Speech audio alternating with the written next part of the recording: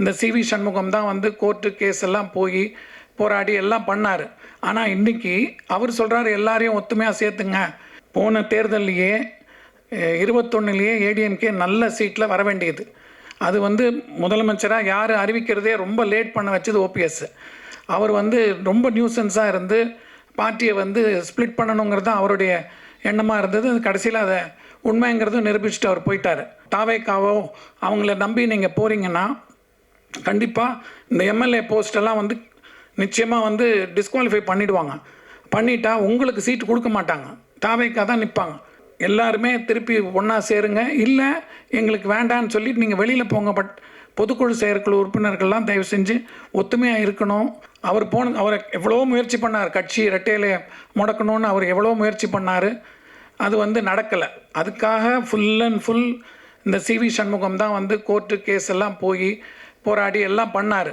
ஆனால் இன்றைக்கி அவர் சொல்கிறார் எல்லாரையும் ஒத்துமையாக சேர்த்துங்க, எல்லாரையும் சேருங்க. இந்த ரெட்டையில் ஆக்சுவலாக போன தேர்தல்லையே 21லேயே ஏடிஎம்கே நல்ல சீட்டில் வர வேண்டியது. அது வந்து முதலமைச்சராக யார் அறிவிக்கிறதே ரொம்ப லேட் பண்ண வச்சது ஓபிஎஸ். அவர் வந்து ரொம்ப நியூசன்ஸாக இருந்து பார்ட்டியை வந்து ஸ்ப்ளிட் பண்ணணுங்கிறது தான் அவருடைய எண்ணமாக இருந்தது. கடைசியில் அதை உண்மைங்கிறதும் நிரூபிச்சுட்டு அவர் போயிட்டார். இப்போ அதே மாதிரி திருப்பி இந்த சிவி சண்முகம் யாருங்கிறவர் இதுக்கு ஃபுல் அண்ட் ஃபுல் இந்த பார்ட்டியை ரெட்டையிலைக்காக போய் கோர்ட்டு கேஸ் எல்லாம் போனாங்க. வேலுமணி எல்லாம் வந்து டெல்லிக்கெல்லாம் போனாங்க. இன்றைக்கி வந்து அவங்களே வந்து திருப்பியும் ரெட்டையிலை முடுக்கினா கண்டிப்பாக ரெட்டையிலைக்கு ஒரு கிடைக்கிறது ரொம்ப கஷ்டம். ஏன்னா இந்த மிந்தி மாதிரி இல்லை, இப்போது ரொம்ப வேறு மாதிரி போயிட்டுருக்கு. அதனால் தயவு செஞ்சு நம்ம வந்து 2ஆம் பட்சமாக மாறக்கூடாது. ஏன்னா ஒரு தடவை நம்ம வந்து இப்போது தாவேக்காவோ அவங்கள நம்பி நீங்கள் போகிறீங்கன்னா கண்டிப்பாக இந்த எம்எல்ஏ போஸ்டெல்லாம் வந்து நிச்சயமாக வந்து டிஸ்குவாலிஃபை பண்ணிவிடுவாங்க. பண்ணிட்டா உங்களுக்கு சீட்டு கொடுக்க மாட்டாங்க, தாவேக்கா தான் நிற்பாங்க. அப்போ நீங்கள் வந்து ரொம்ப கேவலப்பட்டு போவீங்க. நீங்கள் வந்து அசிங்கப்படுத்தி ஏடிஎம்கேவை கேவலப்படுத்துறதுல எங்களுக்கெல்லாம் ரொம்ப கஷ்டமாக இருக்குது. எல்லாமே வந்து உண்மையாக ஆசையாக ரெட்டைலைக்கு இருக்கிறவங்க இன்றைக்கும் இருக்காங்க. அது வந்து நிரூபணமும் ஆயிருக்கு. அதனால் தயவு செஞ்சு இந்த மாதிரி அவர் வந்து எல்லாரையும் நீக்கிறாருன்னு சொல்கிறார். இந்த நீக்க சொன்னதே வந்து இவங்க தான். ஃபுல் அண்ட் ஃபுல் ஓபிஎஸ் கூட கேஸ் நடத்தினது, மற்றவங்கெல்லாம் பண்ணது, அந்த மாதிரி சொல்லி இப்போ கடைசியில் வந்து ஸ்லீப்பர் செல்லுன்னு சொல்லி இப்போ இவங்க ஸ்லீப்பர் செல் மாதிரி ஆயிட்டாங்க. இது ரொம்ப அசிங்கமாக இருக்குது. தயவு செஞ்சு எல்லாருமே திருப்பி ஒன்றா சேருங்க, இல்லை எங்களுக்கு வேண்டான்னு சொல்லிட்டு நீங்கள் வெளியில் போங்க. பட் பொதுக்குழு செயற்குழு உறுப்பினர்கள்லாம் தயவு செஞ்சு ஒத்துமையாக இருக்கணும். பின்னாடி போகிறீங்கன்னா அவங்களுடைய கிட்ட வேலை செஞ்சவங்களாக இருந்தால் அவங்க போவாங்க. பட் ஆனால் கண்டிப்பாக நான் சொல்கிறேன், அவங்கள நம்பி போனீங்கன்னா, ஏன்னா எனக்கு நல்லா தெரியும், விஜயகாந்த் அவர்களோட கூட்டு வச்சாங்க, ஏடிஎம்கே கூட கூட்டு வச்சாங்க. அவங்கெல்லாம் ஒன்றா அண்ணன் தம்பியாக பழகிட்டு இருந்தாங்க. திடீர்னு பிரிஞ்ச போது ரொம்ப அவங்க மனசு கஷ்டப்பட்டதெல்லாம் நான் பார்த்துருக்கேன். அதனால் அந்த மாதிரி நமக்கு வந்து அந்த நிலைமை வரக்கூடாது. ஏற்கனவே 2-3 தடவை நம்ம அவஸ்தைப்பட்டிருக்கோம். அந்த மாதிரி தயவு செஞ்சு வராதிங்க. ரெட்டை இல்லைங்கிறது முக்கியம். எம்ஜிஆருடைய கட்சி நிறைய பேர் தியாகம், ஜானகியம்மா வந்து ஒரு எதிர்பார்ப்பும் இல்லாமல் கொடுத்துட்டு போனாங்க. அதுக்கப்புறம் இவர் சொல்கிற மாதிரி 96ல் ஒரு பெரிய தோல்வி வரும்போது எல்லாரும் அப்பவும் செதறி ஓடுனாங்க. இதே வந்து தனியாக ஒரு குரூப் பண்ணாங்க, எல்லாம் பண்ணாங்க, கடைசியில் திரும்பி வந்துட்டாங்க. ஏன்னா வந்து அந்த அம்மாவுக்கு கொஞ்சம் ஆளுமை இருந்தது, அதனால் திருப்பி கொண்டு வர முடிஞ்சுது. ஆனால் இப்போ இருக்கிற நிலைமை வந்து இவர் எவ்வளோதான் ஆளுமை இருந்தாலும் இப்போ வேறு மாதிரி அது இது பண்ணிக்கிட்டு இருக்காங்க. அதுக்கு வந்து கொஞ்சம் ப்ரீதிங் டைம் இருந்தால் நம்ம கண்டிப்பாக உள்ளாட்சி தேர்தலில் வந்து நல்ல ஃபுல் பலத்தோடு நம்ம வர முடியும். ஜனங்க பார்த்துக்கிட்டு இருக்காங்க. புதுசாக ஒருத்தர் வந்திருக்காரு, அவர் என்ன பண்ண போகிறாருங்கிறது எதிர்பார்ப்போடு இருக்காங்க. அதில் வந்து நல்லா பண்ணாங்கன்னா அவங்களுக்கு இருந்துட்டு போட்டோம். அதே அவங்க தவறு பண்ணும்போது ஒரு மாற்றுன்னு வரும்போது கண்டிப்பாக ஏடிஎம்கேக்கு ஒரு நல்ல சான்ஸ் இருக்குது. அதை தயவு செஞ்சு நீங்கள் மிஸ் பண்ணாதீங்க. மிஸ் பண்ணிங்கன்னா once and for all ADMK முடிஞ்சு போயிடும். யாரும் அந்த கட்சி போய்டும் இந்த கட்சி போய்டுன்னு சொல்லிட்டு கடைசியில் நம்ம குத்துற மாதிரி ஆயிடுச்சு. தயவு செஞ்சு அந்த மாதிரி வேலுமணியோ இவர் சண்முகமோ பேசுகிறச்செல்லாம் வந்து எங்களுக்கு ரொம்ப கிட்டத்தட்ட, அதாவது நத்தம் விஸ்வநாதன்லாம் வந்து இவர் சொல்ல அவர் பேசுகிறாரு. இவர் சட்டசபையில் பின்னாடி ஓடி போய் டாக்டர் விஜயபாஸ்கர் போய் என்னமோ ஒன்றும் தெரியாமல் இப்போ அவர்கிட்ட போய் கேட்டு வராரு. அந்த மாதிரியெல்லாம் நான் பார்த்ததே இல்லை சட்டசபையில். வந்து ஒரு 20 வருஷம் 30 வருஷமாக முன்னாடி எப்படி நடந்தது எனக்கு தெரியாது. இந்த காலகட்டத்தில் இந்த மாதிரிலாம் ஏடிஎம்கேக்காரங்க அப்படி பிஹேவ் பண்ணி நான் பார்த்ததே கிடையாது. தப்பாக போகுது, ரொம்ப நல்லா இல்லை. நாங்கள்லாம் வந்து ரொம்ப வருத்தப்படுறோம். ரெட்டையில் ஏடிஎம்கே நல்லா ஸ்ட்ராங்காக வரும்ன்ற நம்பிக்கை இருக்குது.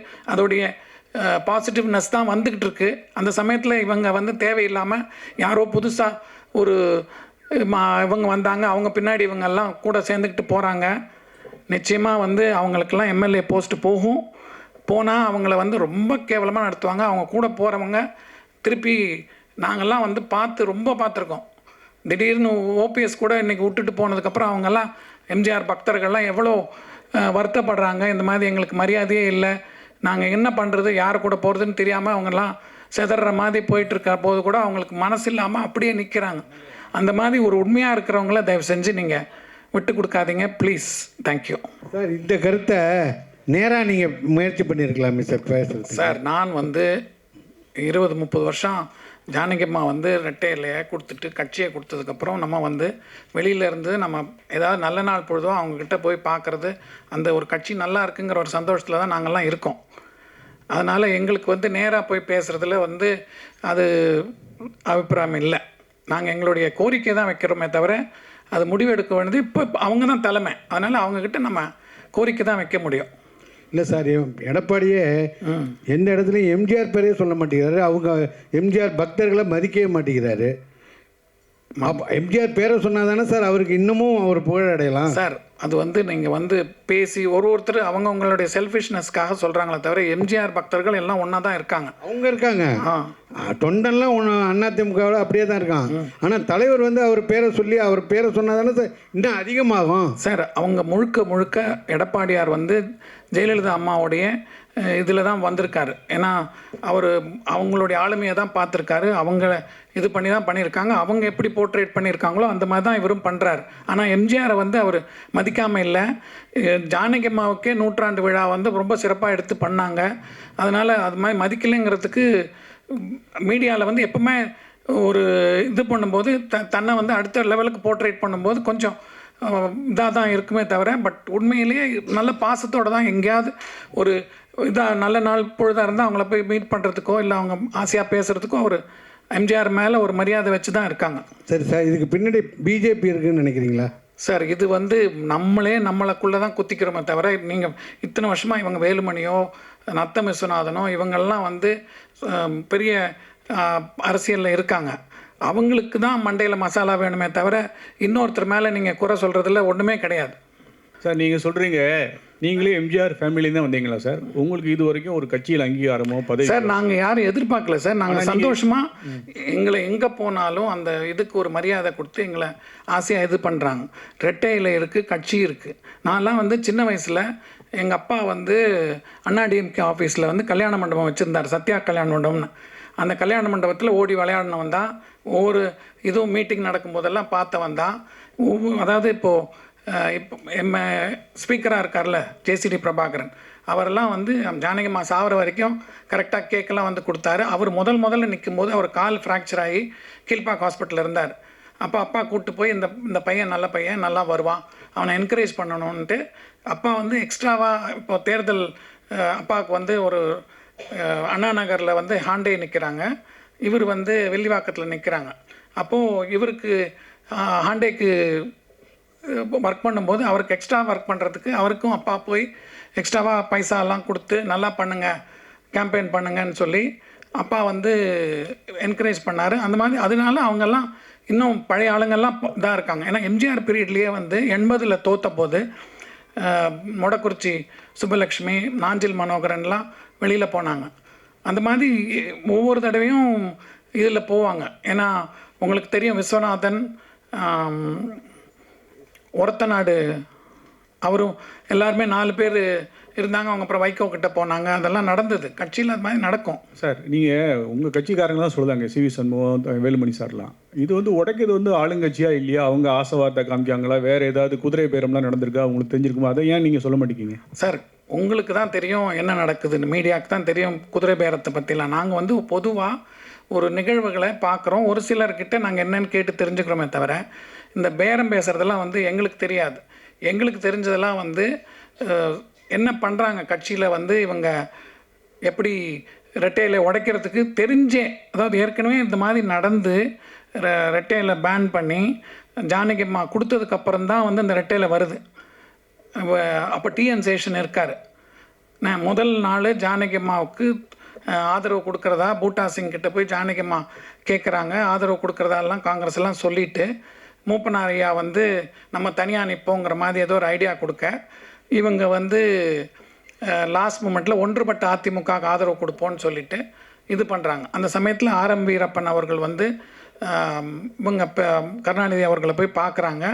பார்க்கும்போது அவர் என்ன சொல்கிறார், நான் வந்து இந்த மாதிரி இது சப்போர்ட் பண்ண முடியாது, வேறு எதாவது பண்ணுவோன்னு சொல்லிவிட்டு அவங்க அப்ஸ்டெயின் பண்ணுறாங்க. அப்போது அந்த மெஜாரிட்டியில் ஜானகிமா ஃப்ளோரில் வின் பண்ணுறாங்க. வின் பண்ணிவிட்டு கூட இவங்க என்ன பண்ணாங்க, சட்ட ஒழுங்குன்னு சொல்லி காங்கிரஸ் வந்து நிறைய அது எல்லாம் எந்த இதாக இருந்தாலும் உங்களுக்கு நல்லா தெரியும். அப்போ யாரை பார்த்தாலும் டிஸ்மிஸ் பண்ணிவிட்டு அடிக்கடி எலெக்ஷன் வைப்பாங்க. பட் இப்போ வர ஃப்யூச்சரில் வாஜ்பாய் கவர்மெண்ட்டுக்கு அப்புறம் அந்த பாலிசிஸ் கூடாதுன்னு சொல்லி ரொம்ப நாள் வந்து என்ன பிரச்சனை இருந்தால் கூட அந்த 5 years டேர்ம்ஸை உள்ளே அலோவ் பண்ணுறாங்க, மீட் பண்ணுறாங்க. அதனால் பிரச்சனைகள் வந்து நம்மக்கிட்ட தான் இருக்கே தவிர மற்றவங்கக்கிட்ட இல்லை. சார் வணக்கம் சார். இப்போ எம்ஜிஆர் துவங்கிய கட்சி அதோடைய சின்னம் வந்து சிக்கலாயிடக்கூடாது அப்படிங்கிறதுல இவ்வளோ ஒரு ஆர்வமாக சொல்கிறீங்க. ஏன்னா அரசியலில் ஈடுபடாட்டி கூட ஒரு அக்கறையாக சொல்கிறீங்க. இப்போ இதே மாதிரி இன்னொரு முக்கியமான விஷயம் என்னென்னா, இந்த இந்தி திணிப்பு எதிர்ப்பு விஷயத்தில் எம்ஜிஆர் சிறைக்கே போயிருக்கிறார். அதை ஒரே நேரத்தில் அரசியல்லையும் சினிமாவிலையும் ஈடுபட்டார். ஆனால் எந்த ஒரு தகுதியுமே இல்லாமல் தன்னை எம்ஜிஆர்னு சொல்லிக்கிற ஆட்கள் இருக்காங்க. அதை நீங்கள் ஏன் இது வரைக்கும் கண்டிச்சதில்லை? அது நியாயமாக கண்டிக்கணும். உங்களுக்கு ஒன்று தெரியுமா, எம்ஜிஆர் வந்து நீங்கள் இந்த படம் பாருங்கள், நவரத்னம்னு ஒரு படம் பாருங்கள், அதில் ஹிந்தி பாடலே அவர் பாடி நடிச்சிருக்கார். அதனால் வந்து ஒரு மொழி வந்து தெரிஞ்சுக்கிறது தப்பு கிடையாது. திணிப்பு சொல்கிறேன், திணிப்பு தமிழ்நாட்டில் வந்து அந்த திணிப்பு கிடையாது. ஏன்னா இவங்க வந்த போதே ஏடிஎம்கே ஆட்சி இருக்கும்போதே அது வந்து ஸ்ட்ரிக்டாக தான் ஃபாலோ பண்ணாங்க, திணிப்பு கொடுக்கல. அதனால் இவங்க அது வச்சு தான் அரசியல் இத்தனை வருஷம் நடத்திட்டு இருக்காங்க.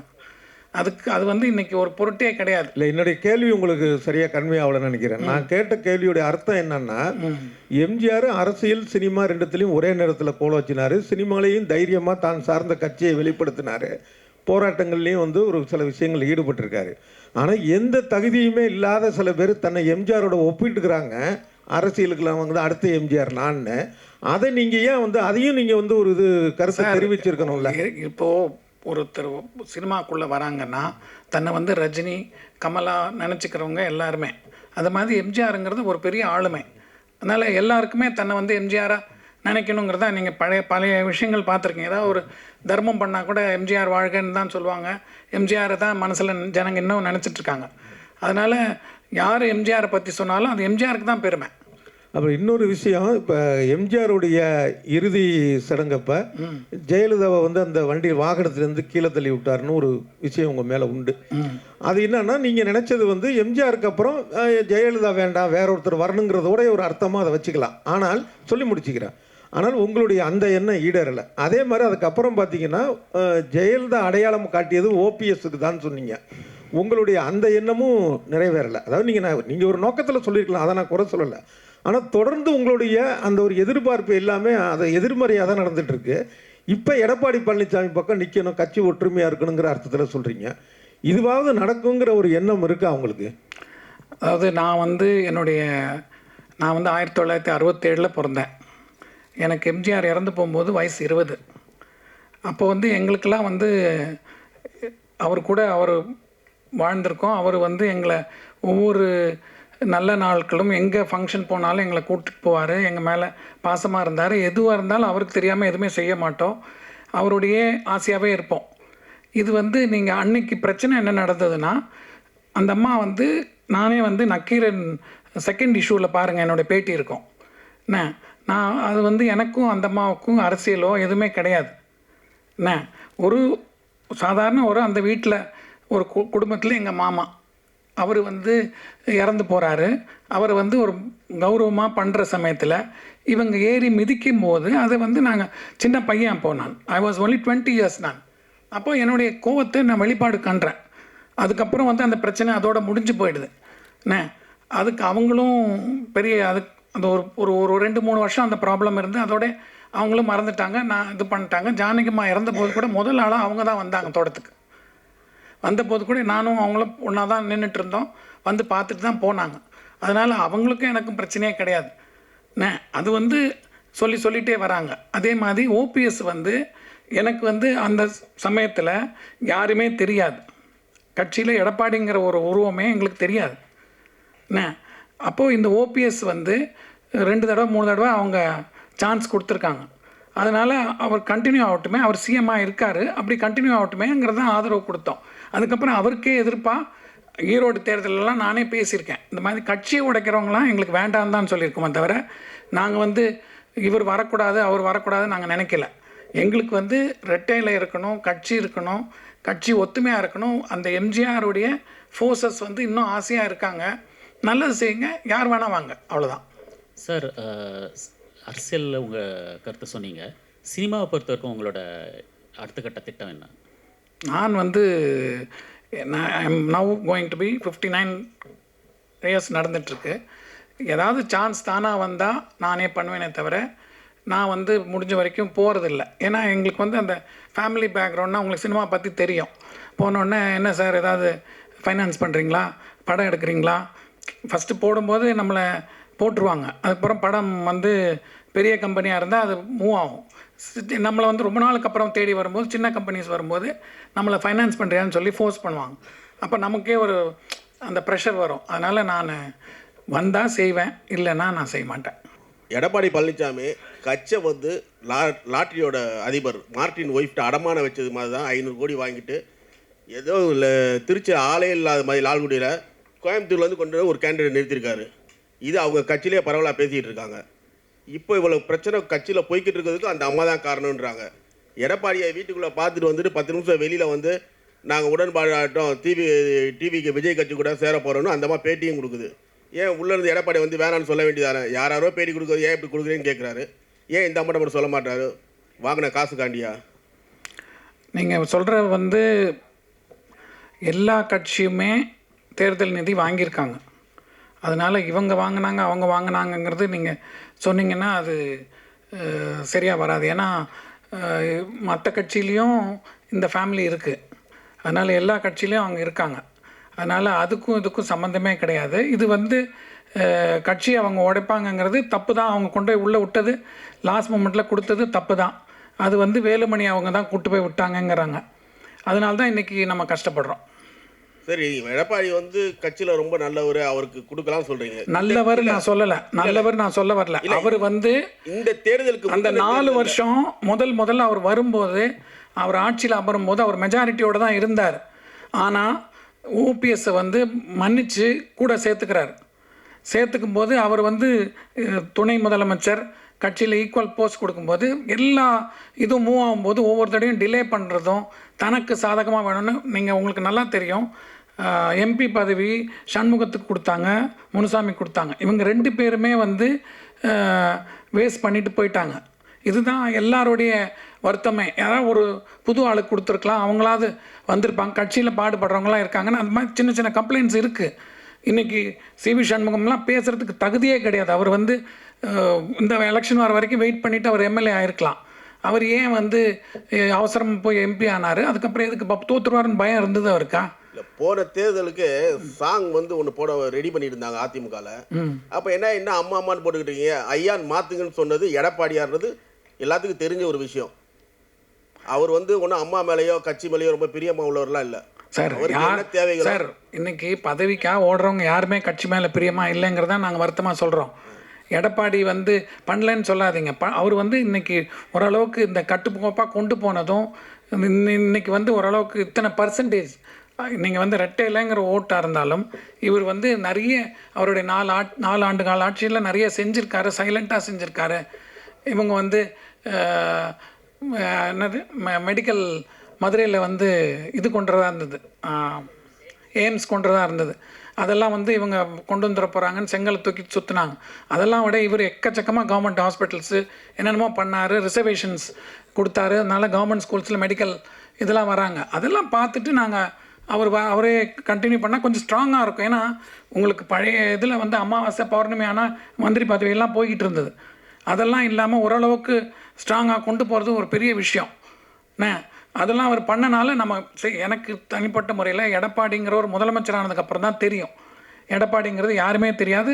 அதுக்கப்புறமும் எடப்பாடிக்கிட்ட நான் வந்து ஒரு 2 தடவை 3 தடவை ஏதாவது வீட்டு ஃபங்க்ஷனாக இருந்தால் இன்விடேஷன் கொடுக்க போயிருப்பேன், இல்லை நியூ இயர்க்கு ஒரு தடவை போயிருக்கேன், அவ்வளோதான். அதுக்கப்புறம் அவருக்கும் எனக்கு சம்மந்தமே கிடையாது. எதுக்காக சொல்கிறேன்னா, ஒரு கட்சியை காப்பாற்றிட்டு போகிறாங்க. என்ன, ஒவ்வொரு தடவையும் ஒவ்வொருத்தருக்கும் ஒரு செல்ஃபிஷ்னஸ் இருக்கும். அதனால் தப்பாக சொல்லுவாங்களே தவிர, ஒரு தலைமைன்னு நம்ம ஏற்றுக்கிட்டோம், அது கண்டினியூ ஆகணும். அதுக்கப்புறமா நீங்கள் முடிவு பண்ணுங்கள். இப்போ நம்ம வந்து அடுத்த தேர்தலோ வரும்போதோ நம்ம கட்சியை இருக்குன்னு நிரூபிக்கணும். அதனால தான் நாங்கள் சப்போர்ட் பண்ணுறோமே தவிர, இவர் நல்லவர் அவர் நல்லவர் நான் சொல்ல வரல. இல்லை சார், கண்டினியூவான ஓகே. வெளியில் போகிறவங்கள என்ன பிரச்சனை, வா உள்ளே இருன்னு சொல்கிறத விட்டு போறையா கிளம்பு அப்படின்னா அது சிவி சண்முகம் சொல்கிறாரு. அந்த சிவி சண்முகம் தான் நிறைய பேர் விரட்டினாரு. நீங்களே பார்த்துருப்பீங்க. ஓபிஎஸ்க்கு எதிராக பொதுக்குழு கூட்டு நடத்துகிற போது முனுசாமி வந்து ஆதரவு கொடுத்து உட்கார்ந்துருக்காரு. அவரை மேடையிலே அசிங்கப்படுத்தினார் அந்த சிவி சண்முகம். அவரை அடிக்கிற மாதிரிலாம் போய் பேசினார். நேற்றுக்கு சசிகலா சொல்கிறாங்க, இனிமேல் கட்சி ஒன்றாயிரம், எல்லாத்தையும் ஒன்று சேர்ப்போம். யார்? மறப்போ சசிகலா நேற்றுக்கு ப்ரெஸ் மீட் வச்சுருக்காங்க. சசிகலாங்கிறவங்க முதல்ல இத்தனை பேர் எலெக்ஷனில் அதிமுகவுக்கு எதிர்த்து நிற்க வச்சதே அவங்க தப்பு. அவங்க உண்மையான எம்ஜிஆர் மேலேயோ கட்சி மேலேயோ பாசமே கிடையாது அவங்களுக்கு. ஒரு அறிக்கை விட்டுருக்கலாமே நேற்று உடனே நீங்கள். அதுதான் நான் சொல்ல வரேன் இன்றைக்கி. அதனால தான் நான் வரேன். நேற்றுக்கே நான் கேட்டேன், இன்றைக்கி தான் அரேஞ்ச் பண்ணாங்க, அதனால் இன்றைக்கி பேசுகிறேன். சசிகலா ஒரு பொம்பளையே அந்த கட்சியை வந்து நாங்கள் அழிக்கணும்னு தான் நினைக்கிறாங்களே தவிர செல்ஃபிஷ், அவங்க ரொம்ப செல்ஃபிஷ். சார் நீங்கள் சொல்கிறீங்க இப்போ இவர் சிவி சண்முகமும் வேலுமணியும் வந்து பார்த்தீங்கன்னா கட்சிக்கு உண்மையாக இல்லை அப்படின்றீங்க. சார் கட்சிக்கு உண்மையாக இல்லை சார். அவங்க ஒரு குற்றச்சாட்டு ஒன்று வச்சிருக்காங்க ப்ரெஸ் மீட்டில். என்னன்னா, எடப்பாடி அவர்கள் தான் வந்து பார்த்தீங்கன்னா டிஎம்கேயோட அண்டர் டீலிங் பண்ணி அந்த எலெக்ஷன் ரிசல்ட் அப்போ வந்து எங்கள்கிட்ட பேசினாரு, அதனால தான் நாங்கள் இந்த எதிர்ப்பு தெரிவிக்கிறோம் அப்படின்னு சொல்லிட்டு ஒரு குற்றச்சாட்டு வச்சிருக்காங்க. இதுக்கு உங்களோட பதில் என்ன? யார் டிஎம்கேயோட அண்டர் டீலிங் வச்சிருக்காங்க? சார், அவர் முதல்ல ஆதரவு கொடுக்க போகிறதுக்கு முன்னாடி, சட்டசபையில் போய் ஆதரவு கொடுக்கறதுக்கு முன்னாடி இந்த மாதிரி பேசியிருந்தா ஏதாவது ஒரு விஷயம் இருக்கான்னு நம்ம நினைக்கலாம். நீ நேராக ஓடி போய் சட்டசபையில் போய் அவருக்கு பொன்னாடை போத்துறதும், அவருக்கு வீட்டுக்கு வந்து அவர் உங்களை பார்க்குறதும் இது பண்ணிகிட்டு இருந்தா, அப்போ வந்து நீ சொல்கிறதெல்லாம் என்ன? அப்போ நீ வந்து உன்னுடைய இதை செல்ஃப் டிஃபெண்ட் பண்ணுற என்ன? அதனால் அவர் முதல்ல அதை சொல்லிவிட்டு அப்புறமா போய் ஆதரவு கொடுத்துருக்கணுமே தவிர, நேராக போய் அவர் வீட்டில் இவர் போகிறாரு, இவங்க சொல்கிற மாதிரி என்னென்னமோ போகுது, அதுக்கப்புறம் இவர் போய் பொன்னாடை போத்துறாரு. அதுக்கு பண்ணுறதுக்கு அவர் சொல்கிறதுல என்ன டிஃபென்ஸ் இருக்குது? அது இல்லாமல் அவங்க சொல்கிறாங்க அவருக்கு பவர் இல்லை, இவருக்கு பவர் இல்லை, பழைய டேட் போட்டு கையெழுத்து போட்டு இவங்க பேசிக்கிட்டு இருக்காங்க. இத்தனை பேர் பிரிஞ்சு போனாங்கல்ல, இப்போ ஏடிஎம்கேலேருந்து போனாங்க இல்லையா, அவங்க ஒருத்தரை கூட நீங்கள் பார்த்தோ இல்லை வேறு விதமாகவோ பேசவே இல்லையா?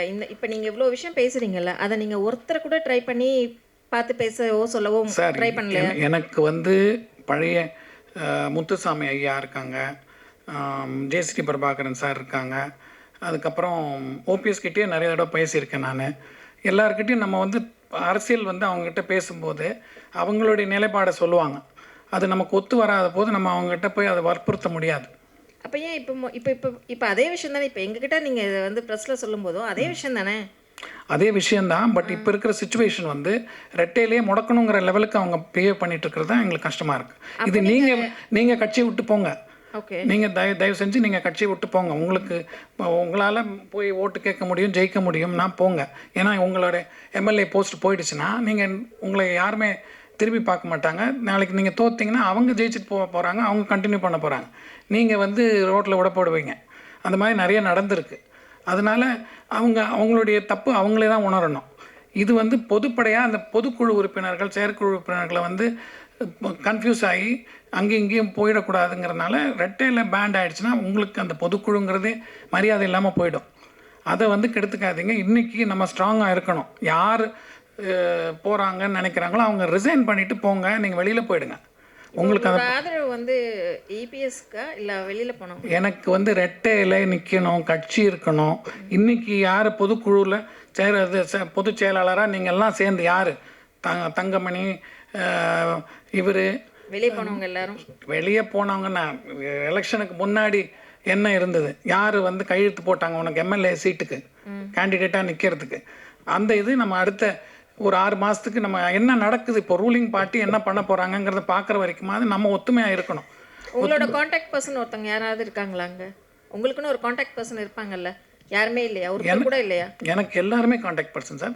எல்லா கட்சியிலும் எல்லாருமே இப்போ இருக்காங்க. நேரில் பார்த்து ஒரு விஷயத்தை கன்வே பண்ண முடியாத விஷயத்த இப்போ ப்ரெஸ்ல சொல்லி பொதுப்படையா ஒரு விஷயத்த சொல்லி சார், இது நான் சொல்றது வந்து வரும் நீங்க எதிர்பார்க்குறீங்க? எனக்கு வந்து எல்லாமே எம்ஜிஆருடைய பக்தர்கள்லாம் வந்து கட்சி ஒத்துமையாக இருக்கணும்னு விரும்புகிறாங்க. பொதுக்குழு செயற்குழு உறுப்பினர்கள் வந்து யாரை பொதுச் செயலாளரை இப்போ தேர்ந்தெடுத்திருக்காங்களோ அவங்களுக்கு கூட இருக்கணும். இல்லைன்னா நம்ம கட்சி இன்னுமே once and for all finish வரத்துக்கு சான்ஸே கிடையாது. இதை வந்து அவங்க தப்பு பண்ணாங்கன்னா நீங்கள் முடிஞ்சு போச்சு. அப்போ நீங்கள் போகிறது வந்து ஏதோ அந்த 5 நிமிஷம் உங்களுக்கு கிடைக்கிற சுகத்துக்காக போகிறீங்கிற மாதிரி தான். அதுக்கப்புறம் பின்னாடி லைஃப் லாங் அந்த ஏடிஎம்கேங்கிறதே உங்களால் தான் டிஸ்ட்ராய் ஆகிடுச்சுங்கிறத சாபம் வரமும். அது பண்ணாதீங்க, வேண்டாம். இத்தனை வருஷம் இல்லாமல் இப்போ திடீர்னு நீங்கள் இது மாதிரி வந்து சார், இன்றைக்கி தான் தேர்தல் முடிஞ்சது. இப்போ தான் அந்த பிரச்சனை வருது. பிரச்சனை வரும்போது தான் நாங்கள் பேச முடியும். வணக்கம் சார். இப்போ அந்த வாக்கெடுப்பில் வாக்கு எண்ணிக்கை நடந்துகிட்டு இருந்த நேரத்தில் இப்போ தாவேக்கு கொஞ்சம் கூடுதல் இடம் வர்ற நேரத்தில் முதலாக சொன்ன டிவியில் வந்து ஒருவேளை வந்து அதிமுக சார்பில் எடப்பாடியும் பாமகவும் அதிமுக கூட்டணி ஆட்சி அமைச்சு திமுக வந்து வெளியிலேருந்து ஆதரவு தர்றதுக்கு கூட ஒரு வாய்ப்பு வரலாம்னு அதுக்கப்புறம் சில தொலைக்காட்சிகளும் இதை சொன்னேன். ஆனால் அதற்கான முயற்சிகள்லாம் நடந்ததாக ஒரு பேச்சு இப்போ இருக்குது. சிவி சண்முகம் கூட சொல்லியிருக்கிறாரு. அப்படி நடந்திருந்தால் நீங்கள் ஆதரிச்சிருப்பீங்களா? திமுக ஆதரவோடு அதிமுக அரசு அமைகிற மாதிரியானது நடந்திருந்தால் நீங்கள் அதை ஆதரிச்சிருப்பீங்களா? அதிமுகங்கிறது வந்து நான் சின்ன வயசுலேருந்தே வந்து எங்களுக்கு கருணாநிதி அப்படிங்கிற ஒரு பிம்பம் வந்து பிடிக்கவே பிடிக்காது. என்ன, எங்கள் அப்பாவெல்லாம் அவர் ரொம்ப ஆசையாக எந்த காலத்துலேயுமே எங்கள் அப்பா பேர் சொல்லி கூப்பிடுவார். மணின்னு சொல்லுவார். அவர் ஜானகியம்மா இறந்ததுக்கப்புறம் அவர் முதலமைச்சர் ஆகும்போது எங்கள் அப்பாவை எல்லா ஃபங்க்ஷனுக்கும் கூப்பிடுவார். எங்கள் அப்பா மேலே பாசமாக இருப்பார். எல்லாமே இருக்கும். இருந்தால் கூட நான் வந்து எங்களுக்கு சின்ன வயசுலேருந்தே எங்களுக்கு ஒரு இது என்னென்னா இதுதான் அப்படிங்கிற மனசில் இருப்போம். கண்டிப்பாக வந்து அவங்கக்கிட்ட எல்லாருக்கிட்டையும் எனக்கு ஃப்ரெண்ட்ஷிப் இருக்குது. எல்லாருமே என்கிட்ட ஆசையாக பேசுவாங்க. நானும் எல்லாருக்கிட்டையும் பேசுவேன். பட் ஆனால் கடைசியில் போய் நிற்கிறது வந்து ரெட்டை இலைக்கு தான். இப்போ எம்ஜிஆர் இருந்தப்போ இருந்த அதிமுக இப்போ இல்லை, கருணாநிதி இருந்தப்போ இருந்த திமுக இப்போ இல்லை. அடுத்தடுத்த மனிதர்கள் வந்துட்டாங்க. சின்னம் கட்சி இதெல்லாம் தாண்டி. அப்போ இன்னும் அந்த மாதிரியான ஒரு முரண்பாடு இல்லை ஒரு பகை உணர்வு தேவையா? பகை உணர்வு தேவையாங்கிறது வந்து இந்த 5 வருஷம் அவங்க திமுக ஆட்சி நடந்திருக்கு. அப்போது வந்து ஏடிஎம்கேங்கிறது வந்து ஒரு எதிர்கட்சியாக செயல்பட்டுருக்காங்க. என்ன, அதனால் ஒவ்வொருத்தரும் அந்த பழைய 72 கட்சியில் இருக்கிறவங்கலாம் எவ்வளோ கஷ்டப்பட்டாங்கங்கிறது எங்களுக்கு கண்கூட நானே பார்த்துருக்கேன். அதனால் எங்களோட மைண்ட் செட் வந்து எப்பவுமே வந்து உங்களுக்கு நல்லா தெரியும். சுலோச்சனா சம்பத் அம்மா வந்து நாங்கள்லாம் ஜானகியம்மா கூட டெய்லி ஒரு நாள் விட்டு ஒரு நாள் வந்து எம்ஜிஆர் இறந்ததுக்கப்புறம் அவங்க கூட வந்து வீட்டில் பாய் போட்டு கீழே படுத்திருப்பாங்க. நாங்கள் என்ன இவ்வளோ பெரிய ஆள். அவங்க தான் வந்து அவங்க வீட்டுக்காரர் தான் வந்து டிஎம்கேக்கு வந்து முதல்ல இதாக வர வேண்டியவர். அவங்களே வந்து எங்கள் கூட குழந்தைங்களில் ஒருத்தராக வந்து விளையாடிக்கிட்டு வந்து படுத்திருப்பாங்க. அவங்க வந்து அதிமுகவில் இருக்கும்போது அவங்க பையன் இளங்கோவுடைய கல்யாணத்துக்கு இவங்க போகல. என்ன, அப்போ வந்து அந்த ஆளுமைக்கு கட்டுப்பட்டு அவங்க இருந்தாங்க. அதே மாதிரி உங்களுக்கு இவர் தெரியும், ஸ்ரீவில்லிபுத்தூர் தாமரக்கனி, அவருடைய இறப்புக்கு அவருடைய பையன் போகல. அவர் மந்திரியாக இருந்தார். தமிழ்ச்செல்வனோ என்னமோ ஒரு பேர், இன்பத்தமிழ்ச்செல்வன். பையங்க தம்பிதுரை வந்து தன்னுடைய மகள் திருமணத்துக்கு போலேன்னா சம்பந்தி மாற்றுக் கட்சியை சேர்ந்தவர் அப்படிங்கிறதுனால இதேதான். ஆனால் இதெல்லாம் வந்து ஒரு நாகரிகமான விஷயம் நினைக்கிறீங்களா? இல்லை, எம்ஜிஆர் இருக்கும்போதே அது நடந்ததுங்க. எம்ஜிஆர் இருக்கும்போது கே வந்து ஒரு இதில் போய் கல்யாணம் பண்ணியிருக்கேன். அவங்க சொந்தத்தில் ஏதோ கல்யாணம் பண்ணிவிட்டு அந்த கல்யாணத்துக்கு கூப்பிட்றாரு. எம்ஜிஆருக்கு அப்போ உடல்நிலை சரியில்லாத நேரம். எம்ஜிஆர் வந்து அன்றைக்கி உடம்பு சரியில்லை, வரமாட்டாருங்கிற மாதிரி சொல்லிவிட்டு அவர் பாம்குரு வழியாகவே, அவர் ராமாவரத்துலேருந்து கிளம்பி மவுண்ட் ரோடு வழியாக போகலாம், பாம்குரு வழியாகவே போய் உட்லண்ட்ஸில் போய் இவங்க கல்யாணத்தில் அட்டன் பண்ணாங்க. நளினி அவங்க கல்யாணத்துக்கு அட்டன் பண்ணார். என்ன, அதனால் வந்து அது அந்த தலைமையோடைய அவங்க இஷ்டம். அது நம்ம ஒன்றும் சொல்ல முடியாது. சார், சிவி சண்முகம் சாரை வந்து முதலமைச்சர் ஸ்டாலின் சார் பார்க்கறதுக்கு முன்னாடி ஒரு சோஃபா ஒன்று போச்சு. அது பெருசாக பேசும் பொருளாக தான் எல்லாருமே சொல்கிறாங்க. நானும் உங்களை மாதிரி இல்லை சார், நான் சொல்லிடுறேன். சோஃபா ஒன்று போச்சு. அது வந்து உதயநிதி ஸ்டாலினும் வந்து குறிப்பிட்டு சொன்னார். ஸோ வந்து காசுக்காக விலை போயிட்டாங்களா எல்லாருமே? சார் அது எனக்கு தெரியல சார். திருமாவளவன் அவர் வீட்டில் கூட அவர் பார்க்க வரும்போது மழை கொட்டுது. அந்த அவசரத்தில் கூட சோஃபா உள்ளே போயிட்டு இருந்தது. அதெல்லாம் நாங்கள்லாம் பார்த்து சிரித்தோம். நாங்கள் உங்களை மாதிரி நாங்களும் பப்ளிக்கில் பார்த்து கமெண்ட் அடிக்கலாமே தவிர எல்லார் வீட்டுக்கும் சோஃபா போகிறது நாங்களும் பார்த்தோம், நாங்களும் சிரித்தோம். அது வந்து என்ன ஒரிஜினல் போச்சா டூப்ளிகேட் போய் இன்றைக்கி டிவியில் பார்த்துட்டு இருக்கும்போது திருமாவளவன் ஐயா சொல்கிறாங்க, நான் முன்னாடியே ஆர்டர் பண்ணேன், அது அந்த நேரத்தில் உள்ளே வந்தது, நீங்கள் டிவியை பார்க்கலாம், அதுதான் சொன்னாங்க. அதனால் இது வந்து நான் உங்களை மாதிரி ஊடகம் மூலமாக பார்க்குறது தான் சார். இப்போ வந்து எடப்பாடியார் வந்து எல்லாத்துக்கும் அட்ஜஸ்ட் பண்ணி போகிற ஆள், சரிங்களா? யார் என்ன சொன்னாலும் கேட்டுக்கிற ஆள், ஆனால் வந்து ஆளுமை ஜாஸ்தி, சரிங்களா? இது மாதிரி ஒரு விஷயத்தில் வந்து வரும்போது அவரை வந்து இவ்வளோ நெருக்கடி கொடுத்து சரியா தவறா? கண்டிப்பாக தவறுங்க. எல்லாருமே நாங்கள் ஏடிஎம்கேங்கிறது ஒரு சாலிடான பார்ட்டி, அதுக்கு ஒரு லீடர்னு ஒருத்தர் செலக்ட் பண்ணியாச்சு. அது வந்து நம்ம இப்போ இந்த இக்கட்டான நிலைமையில் நம்ம ஸ்ட்ராங்காக நின்னா தான் அந்த பார்ட்டிக்கு வந்து ஒரு எல்லாருமே உங்களுக்கு நல்லா தெரியும், ஒரு மாற்று வேணும்னா ஏடிஎம்கே தான். அந்த மாற்றுக்கு ஒரு தலைமை இருந்துக்கிட்டு இருக்கும்போது அது ஒரு சப்போர்ட் பண்ணி போகணும். எல்லாருமே கண்டினியூஸாக எடப்பாடியே வந்து இன்னொரு 50 வருஷம் இருப்பாரோ இல்லை அவர் உயிரோடு இருப்பாரோங்கிறது கூட தெரியாது. அவருக்கும் உடம்பு வயசாகிடுச்சு, எல்லாம் நடந்துகிட்ருக்கு. அதனால் அடுத்த தலைமை வரும், அது போதும், அதுக்கேற்ற மாதிரி நம்ம பிளெண்ட் ஆகி போவோம். இன்றைக்கி இந்த சுச்சுவேஷனில் கொலாப்ஸ் பண்ணுறதுல நல்லா இல்லைங்கிறதுனால தான் நாங்கள் வரோம். சார் இப்போ வந்து டிவிகேக்கு சப்போர்ட் பண்ணுறாங்க சிவி சண்முகம், சரிங்களா? இன்னும் 5 வருட காலத்துக்கு பிறகு அதிமுக ஒரு கட்சி இருக்குமா இருக்காதா? ஏன்னா இப்போ வந்து இவங்க டோட்டலாக பிரிஞ்சு போயிட்டாங்கன்னா அடுத்த வந்து சார் அவங்களே ஜெயிக்க மாட்டாங்க சார், அவங்களே காணாமல் போயிடுவாங்க. சிவி சண்முகம்ங்கிறது அவருடைய உண்மை கலர். அவர் எம்பி போஸ்டர் ரிசைன் பண்ணுறாரு, எம்எல்ஏ இது பண்ணுறாரு, அவரே காணாமல் போயிடுவார். எங்களை மாதிரி எம்ஜிஆர் இது சோத்தை தின்னவங்க, இல்லைன்னா எம்ஜிஆர் மேலே பாசமாக இருக்கிறவங்க, எம்ஜிஆர் மன்றத்தில் இருக்கிறவங்க, அப்புறம் அந்த குடும்பத்தில் இருக்கிறவங்க இருக்காங்களே. இப்போ நானே என் வீட்டில் நான் வந்து என் பையன்கிட்ட இந்த எலெக்ஷனில் இப்படி இருக்கேடா பக்கத்தில், நான் வந்து தேர்தலுக்காக வெயிட் பண்ணி தேர்தலில் ஓட்டு போட்டுட்டு அன்றைக்கி சாயங்காலம் நான் ஒரு முக்கியமான இதுக்காக நான் லண்டன் கிளம்புறேன். நான் போகும்போது என் பக்கத்து சீட்டில் பாம்பேலேருந்து 2 பசங்க, ஒரு யங்ஸ்டர்ஸ், பெரம்பூர் தொகுதியில் சேர்ந்த ஒரு பொண்ணு ஒரு பையன், வேறு ஏதோ ஒரு 2 பேர் வேறு ஆளுங்க. அதே மாதிரி இன்னொருத்தர் அந்த பக்கம் ஒரு முஸ்லீம் ஃபேமிலி உட்காந்துருக்காங்க. இவங்ககிட்ட சும்மா ஜாஸ்தியாக பேசும்போது அவங்க சொன்னாங்க, எங்கள் அப்பா வந்து இந்த பொண்ணு சொல்கிறான், ஏரோஸ்டஸ்ஸு லீவ் போட்டு வந்திருக்கா, அவன் சொல்கிறான், எங்கள் அப்பா வந்து திமுக பரம்பரை திமுக, ஆனால் நான் வந்து இவருக்கு ஓட்டு போடுறேங்கிற மாதிரி வரா. அதே மாதிரி அந்த இவர்கிட்ட கேட்குறேன், இஸ்லாமிய சகோதரர் அவர் ஒய்ஃபோடு போகிறாங்க, அப்போ கேட்குறேன், இல்லை திமுக தான் வரணுங்கிற மாதிரி பேசுகிறாங்க. அதனால் கருத்துக்கள் வந்து அந்த மாதிரி நிறைய இருக்கும். ஒரு தகவலுக்காக சொல்கிறேன், ஜெயலலிதா உயிரோடு இருந்த வரைக்கும் குடியரசுத் தலைவர் மாளிகையில் போய் அவரை சந்திக்க போனாலும் இவருக்கான ஒரு சோபா அங்கே முன்னாடி அங்கே போகும். அப்படி நடந்தது, ஒரு தகவலுக்காக சொல்கிறேன். அப்போ நீங்கள் வந்து சிம்பிளாக இல்லை. இப்போ வர சீஃப் மினிஸ்டர் வந்து சிம்பிளாக இருக்க மாட்டார். ஒரு ஃப்ளோர் பூரா அவர் போனால் புக் பண்ண போகிறாரு, நம்ம நாட்டு பைசாவை பூரா காலி பண்ண போகிறாரு. அப்படி தானே சொல்ல வரீங்க சார்? அதான் நானும் அந்த தகவல் சொல்கிறேன். அப்போ சிம்பிளான மாற்றம் கிடையாது. இது வந்து 50 வண்டி போகும், சோஃபா போகும், அப்புறம் நம்ம நம்பிக்கையை போட்டவங்களுக்கெல்லாம் நாம சாத்திட்டு போவாங்க. சார் இப்போ நீங்கள் சொன்னீங்க சிவி சண்முகம் வேலுமணி இவங்களாம் வெளியில் வந்துட்டாங்க அப்படின்னா கண்டிப்பாக அவங்களுக்கு வேல்யூ இருக்காது அப்படின்னீங்க. இதுவே வந்து போன ஆட்சியில் வந்து பார்த்தீங்கன்னா ஓபிஎஸ் அவர்கள் அதிமுக சார்ந்து ஒரு விஷயம் பதிவிடும்போது எடப்பாடி அவர்கள்லேருந்து எல்லாருமே குரல் கொடுத்தாங்க.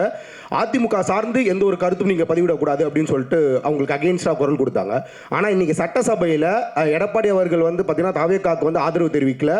அதே வந்து பார்த்தீங்கன்னா சிவி சண்முகம் வேலுமணி இவங்கெல்லாம் வந்து பார்த்தீங்கன்னா அதே சட்டசபையில் உள்ளே இருந்துக்கிட்டு ஆதரவு தெரிவித்து ஒரு கும்பல் நிற்கிறாங்க. ஆனால் இந்த இடத்துல எந்த ஒரு குரலும் கொடுக்கல எடப்பாடி அவர்கள். அப்போ சிவி சண்முகம் வேலுமணி இவங்களோட செயல்பாடுக்கு பயந்துட்டாரா எடப்பாடி அவர்கள்? இந்த சபராகரிக்கம்னு ஒன்று இருக்குது சார். உங்கள் கட்சி ஆளே திடீர்னு பிஹேவ் பண்ணும்போது அவருக்கு வந்து எக்ஸ்பீரியன்ஸ் இருக்கிறனால அவர் காமாக இருக்காரே தவிர, சிவி சண்முகம் நீங்களே பார்த்துருப்பீங்க டிவியில் பிஹேவ் பண்ணுறதும் விஜயபாஸ்கர் ஓடுறதும், அப்போது அந்த சீப் பிஹேவியர் பண்ணும்போது இவரும் அதுக்கு ஈக்குவலாக போய் பண்ணால், அப்போ நீங்கள் வந்து ஒரு சீஃப் மினிஸ்டராக பார்த்தவருடைய டெக்காரமை வந்து கெடுக்கிற மாதிரி ஆகிடும். அவர் வந்து முதல்ல ஒரு எம்எல்ஏவாக இருந்தால் அது வேறு பிஹேவியர். தலைவராக வரும்போது சீஃப் மினிஸ்டராக இருக்கும்போது பிஹேவியர், அதனால் அவர் டீசெண்டாக பிஹேவ் பண்ணார், இவர் இன்டீசெண்டாக பிஹேவ் பண்ணியிருக்காரு. இல்லை சார், கடந்த ஆட்சியில் வந்து பார்த்தீங்கன்னா ஓபிஎஸ் இருக்கும்போதே வந்து பார்த்தீங்கன்னா எடப்பாடி அவர்கள் அதே சட்டசபையில் தான் அந்த வார்த்தையும் பதிவிட்டார். ஓகே, ஸோ அப்படி இருக்கும்போது இப்போ ஏன் அந்த சபை நாகரிகம் தெரிஞ்சிருக்கு அவருக்கு? சார், ஓபிஎஸ்ங்கிறவர் வந்து அவருக்கு முன்னாடி சிஎம்மாக இருந்திருக்காரு. என்ன அவர் வந்து செஞ்ச விஷயங்கள் வந்து ஒரு பொதுக்குழு இது பண்ணியாச்சு, அவர் சிஎம் ஆயிட்டார். அதுக்கப்புறம் நீங்கள் கட்சியை கெடுக்கிறதுக்குனே நீங்கள் பண்ணும்போது அந்த ஒரு இது சொல்கிறாரே தவிர, இன்றைக்கி இருக்கிற சுச்சுவேஷனில் உங்களுக்கு சிவி சண்முகமோட பிஹேவியரை பற்றி தெரியும். அவருடைய நடவடிக்கைகள்லாம் தெரிஞ்சுட்டு அவருக்கு ஈக்குவலாக அவர் வந்து இறங்கி பேச முடியாது. சார் வணக்கம் சார். சொல்லுங்கள். மாண்புமிகு எம்ஜிஆர் அவர்களால் துவக்கப்பட்ட அதிமுக, ஜெயலலிதா அவர்களால் கட்டி காக்கப்பட்ட அதிமுக, இன்றைக்கி சல்லியாக உடைச்ச சசிகலா அவர்களே என்ன சொல்லியிருக்காங்கன்னா, எல்லாரும் ஒன்றா சேர்ந்து மீண்டும் அதிமுக ஒருங்கிணைச்சு கொண்டுட்டு வரணும் அப்படின்னு சொல்லியிருக்கிறாங்க. அது நடைமுறை சாத்தியமா? நீங்கள் ரெட்டையிலையை வந்து எப்படி காப்பாற்ற போகிறீங்க? இதுக்கப்புறம் உங்களோட நடவடிக்கை என்னவா இருக்கும்? சார், நான் தான் முதல்ல அவர் கேட்கும்போதே சொன்னேன், அவர் கேட்டபோதே சொல்லிட்டேன், சசிகலா வந்து முதல்ல இத்தனை பேர் கேண்டிடேட்டு நின்று ஓட்டை பிரித்ததே தப்பு. அப்போனா உங்களுக்கு விஜயகாந்த் பொண்டாட்டிக்கும் சசிகலாவுக்கு என்ன டிஃப்ரென்ஸு? உங்களுக்கு என்ன காசு கிடைக்குதோ, என்ன சீட் கிடைக்குதோ அங்கங்கே ஓடுற மாதிரி போயிட்டு இருந்தாங்கன்னா, அப்போது சசிகலா வந்து ஆப்போசிட்டில் இருக்கிறவனுக்கு நீங்கள் ஆதரவாக செஞ்சீங்கன்னா, அப்போ நீங்கள் என்ன ஒன்றுபட்டது? இப்போது இவரும் சொல்கிறது மாதிரி தானே இருக்குது. சண்முகம் வந்து தொட்டிலும் ஆட்டி விட்டுட்டு புள்ளையும் கிள்ளி விட்டுட்டு அழறது பேசுகிறதுல என்ன நியாயம் இருக்குன்ற அது மாதிரி இந்த அம்மாவும் ஒதுக்கப்பட்டவங்க, இவங்க வேண்டான்னு முடிவு பண்ணிட்டாங்க. என்ன ஆனானப்பட்ட தினகரனே அவ்வளோ இது இருந்த போது அவர் இப்போது கூட இருக்கார். என்ன சந்தர்ப்ப சூழ்நிலையில் போயிட்டாங்க, அவர் அண்டர்ஸ்டாண்ட் பண்ணிக்கிட்டார், அட்ஜஸ்ட் பண்ணி தானே போனாங்க. அதனால் ஓரளவுக்கு ஒரு ஸ்ட்ரென்த்து கிடச்சதில்ல. அது அந்தம்மா வந்து பேசாமல் இருந்திருந்தால் ஜெயிச்சிருக்கலாமே. அப்புறம் நீங்கள் பேசுனீங்கன்னா அது ஒரு வேலிடு பாயிண்ட்டாக இருக்கும். நீங்கள் எல்லா தப்பும் பண்ணிவிட்டு இப்போது சுச்சுவேஷனில் போய் நான் ரொம்ப பெரிய இது பேசுகிறேங்கிற மாதிரி பேசுனா அது நல்லா இல்லை. Thank you so much.